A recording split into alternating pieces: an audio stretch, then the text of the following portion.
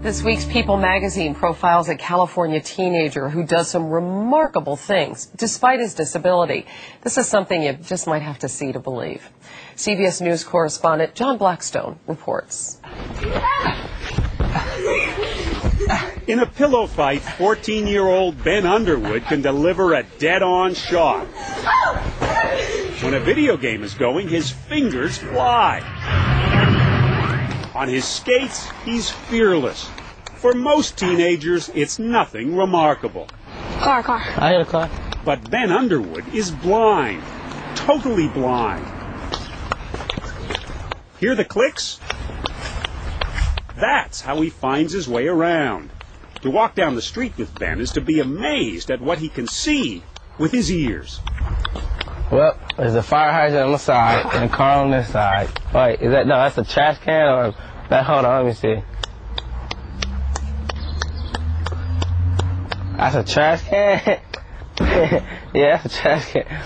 Ben was just 2 years old when cancer claimed his eyes. Both were surgically removed. And he woke up from that surgery and Ben said, "Mom, I can't see anymore, I can't see anymore." And I said, "You can't use your eyes, but you got your nose and your ears and your mouth." From that day on, Ben has used his hearing, his touch, his sense of smell to conquer a world of darkness. It's sometimes hard to believe how good Ben is. Just watch the way he deftly steps around a fallen trash can. I don't know how you do that. Somehow, Ben has mastered echolocation. It's the same way dolphins get around, bouncing sound waves to figure out where they are. On a trip to SeaWorld a few weeks ago, Ben found that he and the dolphins shared an amazing talent. All right, ready? Out of the water, it becomes easy to forget that Ben is blind. Ha ha! That was luck.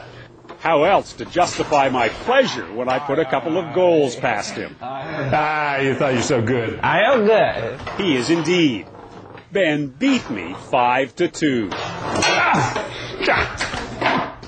Playing video games with his brother Isaiah in the assault of noise, Ben can figure out everything that's happening just by listening.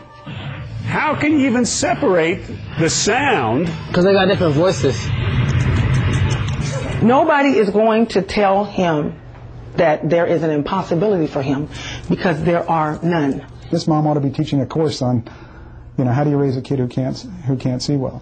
Dr. James Rubin says Aquanetta has done exactly the right thing with Ben, never being overprotective, never putting limits on him. I think the real story here is not his talents, but his attitude. And I think attitude is what it's really about. We have to give our kids confidence. We give them pride. Empower him with who he is and be proud of who you are no matter what.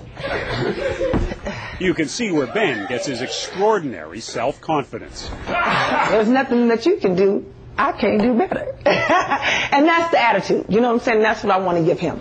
Watching him in action, it seems clear that Ben really can do anything.